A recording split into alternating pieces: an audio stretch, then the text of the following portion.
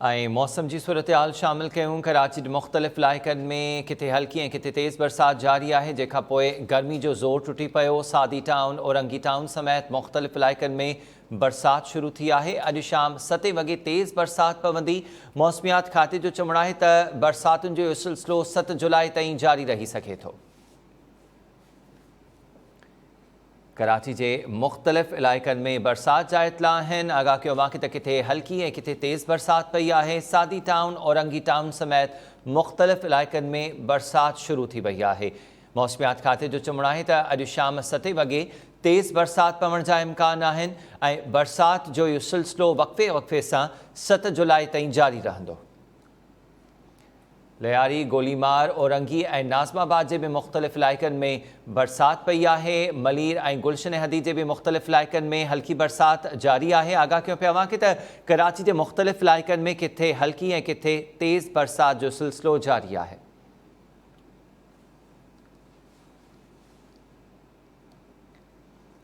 सादी town, Orangi town, Lyari और नाज़माबाद समेत मुख्तलिफ़ इलाइक़नि में बरसात शुरू थी वई है। जॾहिं त अॼु शाम 7 वॻे मौसमियात खाते जो चवणु आहे त तेज़ बरसात भी पइजी सघे थी ऐं बरसात जो सिलसिलो वक़्फ़े वक़्फ़े सां 7 जुलाई ताईं जारी रहंदो।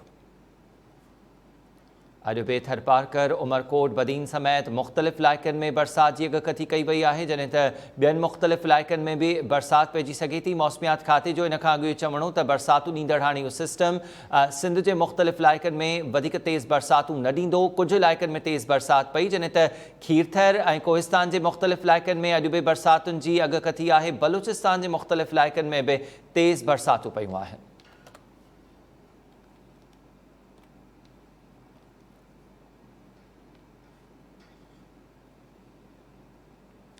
ठट्ठो ऐं सिजावल ज़िलनि जे भी मुख्तलिफ़ ऐं ख़ासि करे साहिली पट्टी वारे इलाइक़नि में बरसात पइजी रही है। केटी बंदर ऐं भरपासे के मुख्तलिफ़ इलाइक़नि में तेज़ हवा सां गॾु बरसात पई।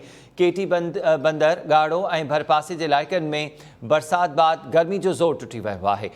आगाह कयो आहे त केटी बंदर समेत ठट्ठो ज़िले के साहिली पट्टी वारे इलाइक़नि में बरसात पई है। तेज़ हवाउनि सां इहा ॿीहर बरसात शुरू थी। केटी बंदर, बघाण, गाढ़ो ऐं भरपासे के इलाइक़नि में बरसात बाद गर्मी जो ज़ोर टुटी वियो है।